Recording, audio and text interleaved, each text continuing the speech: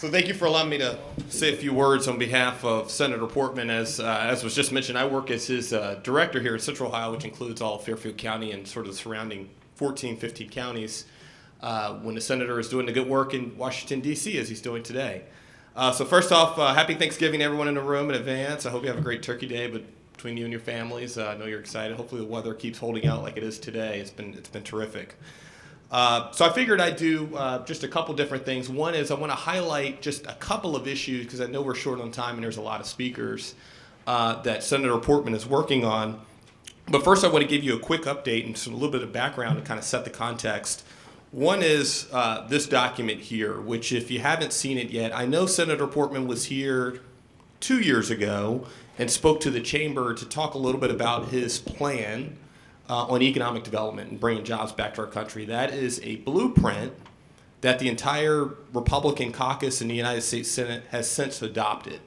So the 7-point plan that Senator Portman has put together focus on everything from how do we address the skills gap on workforce development issues to energy that was just highlighted, as well as with the in regards to the XL pipeline, to regulatory reform and permitting issues that some of you may be seeing in your respective roles, to corporate tax reform. So that is a proposal. I encourage you to check it out. I'll be here to the end of the meeting if you want to receive a copy of this, but it's also available on our website.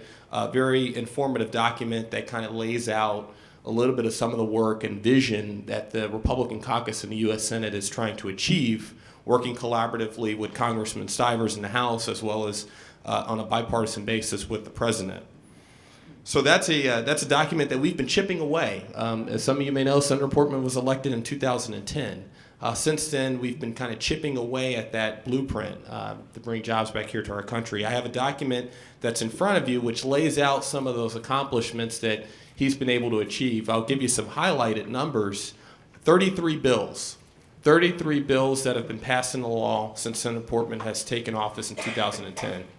And 33 might not sound like a lot, but when you're talking about, as maybe the Congressman Stivers can attest to, when an environment where you see a lot of dysfunction in Washington, we've been trying to cut through a lot of that, on a bipartisan basis to kind of get things done. Sometimes it gets very difficult in Washington, D.C. to work across the aisle. But one of the unique things about the Ohio delegation is you see a lot of opportunity there to move the ball forward on a number of different issues. So feel free to take a look at that document. If you have any questions, feel free to let me know.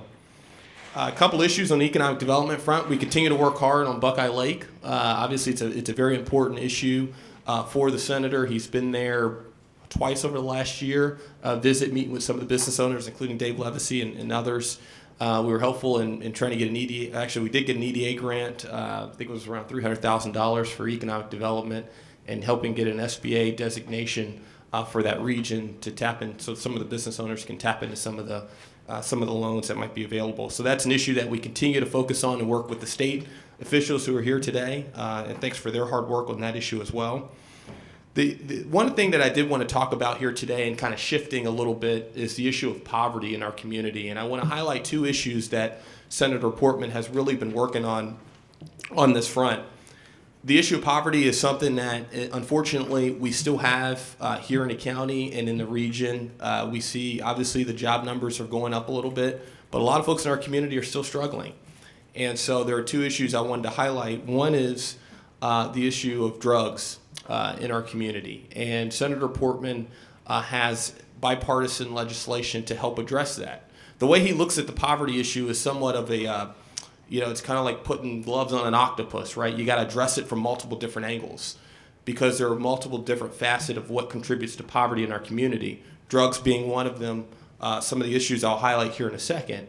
And so his belief is in order to address drugs, it shouldn't necessarily be a war on drugs, which is typically the approach that we've seen in the past.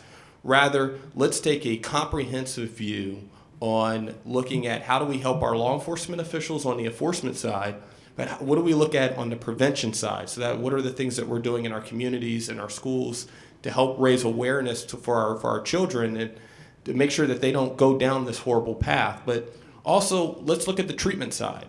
Those individuals, yes, they've made a mistake, are we giving them the resources that they need to be able to change their life around? So we have legislation, and I have a copy of an overview in front of you, which is called the Comprehensive Addiction and Recovery Act. We call it CARA. That legislation in the U.S. Senate is seen as sort of the forefront right now as far as legislation that's going to get passed to do a couple of different things. One is looking at this issue of treatment. Right now, the heroin epidemic in our state is continuing to grow, and we're seeing a number of different efforts, both at the state level, but also at the federal level. And this is the federal level approach that we're taking, which is how do we work with our community organizations to provide them with the resources and funds that they need to be able to create pathways for those who are currently suffering from drugs, so that way they can get off of their addiction and get back into their life again successfully. We also look at things like developing veterans treatment courts for some of our veterans who are maybe they've come back, maybe they've had a hard path, and now they've been addicted to drugs. How do we give them the resources that they need to get their life turned around? So we feel very confident that this legislation called CARA will be successful. It's bipartisan. We're hopeful to see some movement out of it here over the next few months. So please keep an eye on that. And if you have any questions, don't hesitate to ask. But we feel that this is, again, one of the legs on the stool of poverty that we have to address. The other one is the issue of human trafficking. Unfortunately, it is a big issue here in Ohio and in Central Ohio, where we see a lot of our children and girls who fall down this path. And so Senator Portman has developed a Senate caucus, which is called the Senate Caucus to End Human Trafficking. It's with Senator Blumenthal. And this caucus is specifically set up to address the issue of human trafficking. We've had some legislative successes already. I'll give you an example of one of them. We had a bill that was passed into law by President Obama just this year, which does something quite simple that we actually got from a lot of our law enforcement friends, which said, when children go missing, sometimes it's hard to locate them because we don't have a picture. We don't have a photo of some of the young girls that go missing. And so it becomes a lot difficult when you're getting the Ohio Dominican Sisters of Peace just in Columbus, for example. One of the things that they do is they go out into the community and they try to track down some of the children that have gone missing.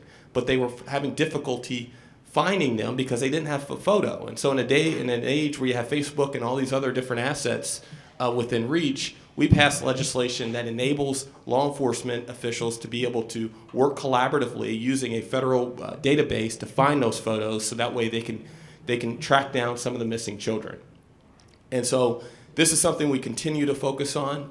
Just last week, Senator Portman held a hearing on this. He sits on a subcommittee in the Senate, which is in charge of looking at investigating aspects of federal government, make sure it's running efficiently. One of the things that he did is he invited the CEO of a website called Backpage.com. I'm not sure if some of you have heard of this, but this is, if you look at it, it's kind of, we've done some research on this through our investigations and our hearings.